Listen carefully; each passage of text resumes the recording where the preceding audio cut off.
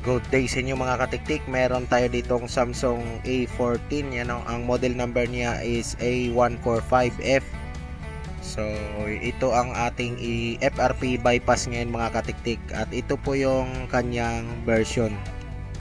Ayan siya, kung makikita nyo. Ayan o, A145F. So ito ay Samsung A14. Yan, so tinitesting ko yung gamit natin ang unlock tool mga katiktik, yung enable natin yung ADB. Ngunit pag testing ko mga katiktik, ilang minutes na akong naghintay is error po siya, wala pong nagpa-pop up, kaya proceed tayo sa backlash portion mga katiktik. Power off natin ang phone, kailangan natin backlasin dahil iti-test point na lang natin siya pero gamit ang ibang tool dahil error po ito sa unlock tool mga katiktik. Kaya kailangan natin baklasin ang likod. Yan. So syempre, tatanggalin natin yung mga tornilyo dito sa likod mga katiktik para makita nyo ang test point. At ipapakita ko ang test state ko na test point mga katiktik. Pagka baklas nyo pala ng likod, kailangan mo i-disconnect agad yung battery mga katiktik, no? So ito yung test point niya mga katiktik. Yan. Disconnect mo muna yung battery. So kailangan mong malaman yung exact test point mga katiktik. Ito lang yung dalawang bilog. Yan, itong dalawang bilog mga katiktik, gagamit ka lang ng tweezer para ma-test point. At po-proceed na tayo, i-open natin ang ating tool. Ito, yung camera tool yung gagamitin natin. So test point muna mga katiktik. At kapag na-detect nyo na ang model, makita nyo mag-detect ang model doon sa ating software, is kailangan mo agad ibalik ang battery mga katiktik. Kumbaga connect mo agad yung battery. So test point, then saksak sa USB mga katiktik. Yan, pag na-detect, balik mo agad yung battery. So meron siyang nakakonect doon mga katiktik na nakalagay sa software na reconnect battery and phone. So ulitin lang natin pag test point mga katiktik. Yan o, reconnect battery and phone. So normal lang po yan na magaganyan sa ating tool. So disconnect natin and then connect. So kailangan natin i-test point ulit mga katiktik. So kapag i-disconnect lang kasi natin yung yung USB data cable natin is hindi po gagana. Kailangan po i-test point ulit. So ang gagawin natin, disconnect and then test point. So ganun lang mga katiktik. Disconnect mo yung cable and then i-test point mo. So ganun lang ang tamang gawin natin dito. Yan, disconnect. Dahil pag i-connect mo lang is hindi po siya magpa-function. Yan. So nasinulat naman po niya dito mga katiktik kung ano po ang kailangan. Kaya kailangan lang natin is i-test point mga katiktik. Kaya no, nakita nyo is charge lang ang ating unit, hindi po siya nakukonek sa test point. Kaya ang kailangan natin dito is i-test point ulit. Ayan, so syempre kailangan tanggalin natin yung battery, tapos connect, disconnect. Ayan. Ayan. Pero kailangan talaga niya i-test point. Ayan. So pina-power on ko muna mga katiktik para maiwasan natin at ma-check natin ng maigi ang phone kung detected ba talaga ang gamit natin na cable. Ayan, so antayin muna natin na magbukas ang phone mga katiktik para lang ma-verify natin or ma-check.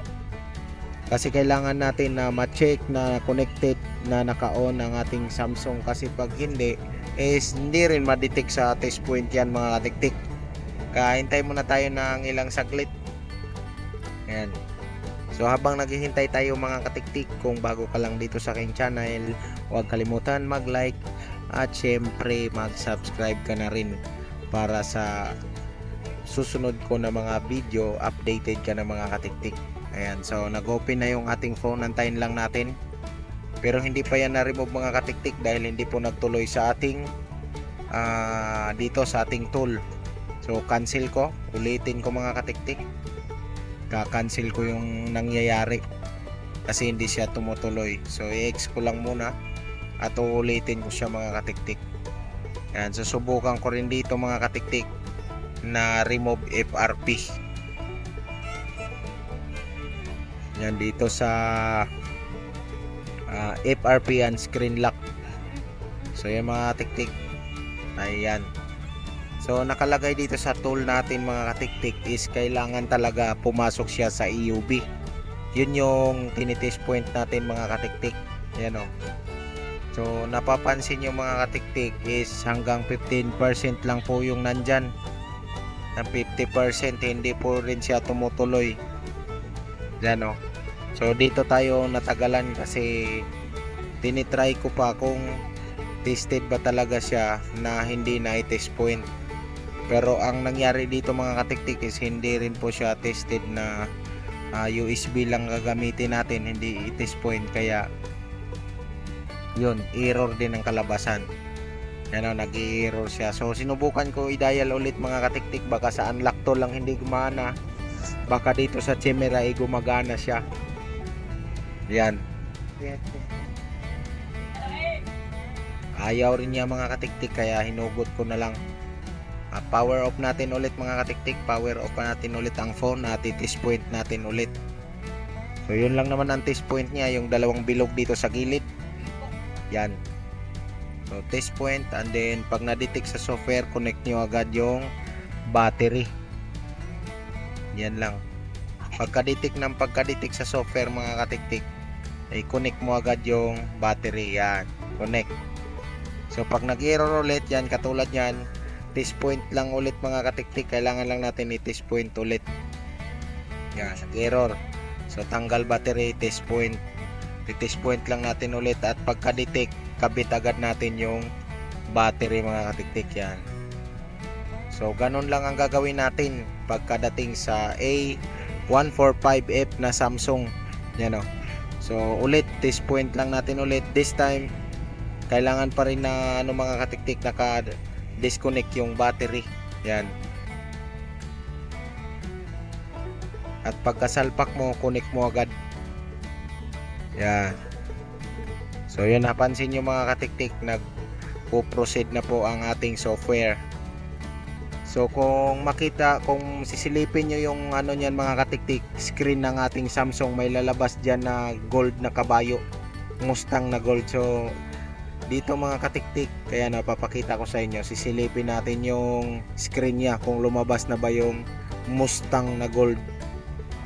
Yun mga katiktik, sinasabi ko, lumalabas na sa screen. So proceed tayo dito sa screen FRP and screen lock. I-click lang natin yon mga katiktik dito sa ating software. So FRP and screen lock. Yun. So yun, normal lang po yan mga katiktik, parang nagdidim yung ating screen. So dito sa ating tool, yan. Yan, normal lang po yan, nagdidim. Yan, normal lang po yan mga katiktik, kaya ang proceed tayo dito sa FRP and screen lock dito. Yan, FRP and screen lock, and then itong FRP remove, i-click mo lang mga katiktik. Click. Yan, click. Pagka-click mo yan mga katiktik, antayin mo na lang na matapos yung natin, yung procedure. Yan. So yung mga katiktik, yan o, FRP remove. So finish na po mga katiktik. So minsan hindi po yan nagkukusang restart mga katiktik. So dito sa unit na to mga katiktik is kusa pong nagre-restart ang Samsung na unit natin, kaya yun ating abangan mga katiktik na matapos, at next na lang natin yan. So yun, tapos na po yan mga katiktik, at maraming salamat sa panonood. So pinapass forward ko ng konti yan para di maubos masyado ang oras nyo. So isi-set up na lang yan hanggang makarating sa home screen, at syempre symbol ulit natin yan hanggang sa mabuo na siya mga katiktik. Again, this is Clear Bands and this is your katiktik, hanggang sa susunod ko na video.